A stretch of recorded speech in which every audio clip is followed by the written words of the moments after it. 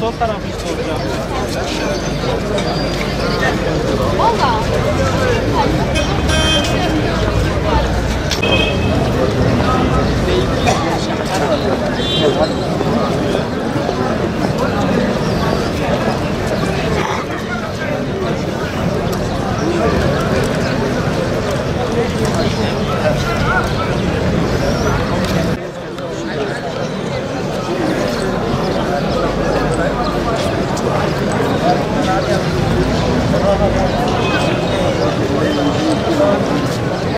Biz bunları zaten ezelden beridir yaşıyoruz.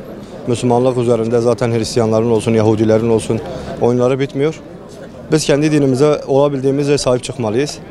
Allah onları kahretsin, El-Kahhar ismiyle. Müslümanları yıldırmak amacıyla, ondan sonra Müslümanlığın yayılmaması amacıyla daha fazla onların içerisinden bile Müslüman olanlar var.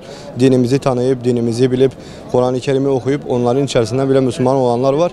Baktılar ki çok yaygınlaşıyor artık, hani Müslümanlık yaygınlaşıyor, daha üst seviyelere çıkacak, daha güzel yerlere çıkacak.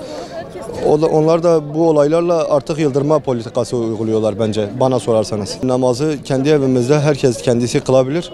Camilerde topluluk halinde, büyük cemaatler halinde kılalım ki sesimizi dünya duysun, Müslümanların sesini duysun. Müslümanların gücünü bilsinler ki ona göre kiminle uğraştıklarını da bilsinler. Unutmayalım ki bugün Almanya'da yaşanan olay bir gün Türkiye'de de yaşanabilir. Bir gün ne bileyim Suudi Arabistan'da da yaşanabilir ki yaşandığı örnekleri var. Biz dediğim gibi olabildiğimizce dinimize sahip çıkmalıyız. Adamlar kendi dinlerini nasıl benimseyerek yaşıyorlarsa biz de Müslümanlığı en az onlardan örnek alarak onlar gibi değil, onlardan daha fazla benimseyerek yaşamalıyız ki en azından onlar da artık bizden vazgeçsinler, bizim ne olduğumuzu bilsinler. Biz zaten Müslüman olarak birbirimize sahip çıkmadığımız için, zaten birbirimizin arkasında durmadığımız için bu olaylar meydana geliyor. Eğer ki biz kendi dinimize, Müslümanlığımıza sahip çıksaydık, kendi dinimizi tanısaydık, ona göre yaşasaydık zaten bu olayların hiçbirini yaşamazdık yani. Valla bu saldırıyı yapanlar yani İslam'la bir alakaları yok zaten. Bunlar tamamen Allah ve Resulünün düşmanları olduğu gibi aynı şekilde Allah'ın Kur'an-ı Kerim'de bahsedildiği gibi işte benim evimdir dediği camilere de saldırı yapıyorlar. Bunlar yani tamamen düşmandırlar yani. İslam düşmanlarıdır. Tahammülsüzlüktür yani İslam'a ve Müslümanlara karşı tahammülsüzlüklerinden dolayı bu saldırıları yapıyorlar yani başka bir nedeni olamaz. Camiler zaten İslam'ın varoluşundan beri camilerin İslam'daki yeri çok büyüktür. Yani cami demek Müslümanlar için bir merkez demektir. Yani Müslümanların toplandığı, işte fakir fukaraların gözetlendiği, artı ibadet yapıldığı, yani anlayacağınız her şekilde her türlü şeyin yapıldığı bir merkezdir. Yani cami çok önemlidir Müslümanlar açısından. Bütün kalbimizle onları lanetliyoruz yani. Cami hepimizin camisidir yani. Biz Müslüman olduğumuzdan sonra fark yok yani. İşte bunundur, onundur diye bir şey yok. Cami hepimizindir. Yani hepimizin ortak kararı alması lazım. Ama maalesef o şuur bizde oluşmamış. Cami bir Müslümanın yeri. Namaz kılma, ibadet etme yeri. Ne için bundan yani ne istiyorlar bilmiyoruz ki. Ama yani camiler namaz kılma yeri. Camilerimize kötü davranmasınlar. İmansızlık. Başka bir şey değil. Yani beyinlerini yıkamışlar. Yani nasıl diyeyim, Amerikandır bilmem nedir. Çocuklarımızın, gençlerimizin beynini yıkıyor. Yani bu gidişat nereye bilmiyoruz ama inşallah Allah imana getirecek onları da. Yani Kur'an-ı Kerim'i çiğniyorlar, Kur'an-ı Kerim'i yakıyorlar. Yani dinimize bir nevi düşmanlık etmeye çalışıyorlar ama bunlar böyle yaptıkça dinimiz daha kuvvetleniyor, daha güçleniyor. Peygamber Efendimiz'den bu yana saldırılar yapılıyor.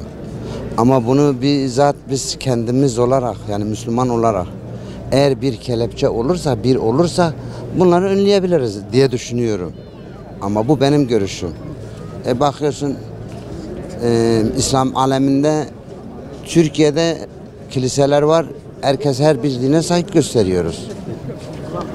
Orada mesela kilise varsa adam gidiyorsa bize alakadar etmez. Bizim de camimiz var. Biz camimize gidiyoruz. Tabii ki kınıyoruz yani. İnsan olarak kınıyoruz. Dış güçlerin bize yani söylediklerine göre yani bir nevi Müslümanlıkları istemediklerine göre Almanya'da bugün, Hollanda'da her yerde camilerimize saldırı vardır. Onların kiliseleri neyse kendilerine göre, tapınakları neyse bizim de camilerimiz odur. Bizim ibadethanemizdir.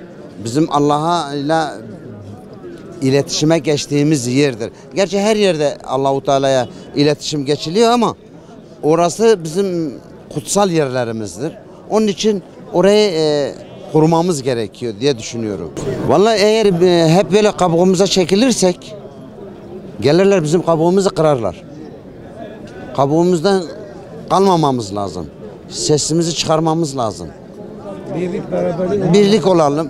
Yani liderlerimiz olsun, onlarınki olsun fark etmiyor. Önce bir kere insan olalım.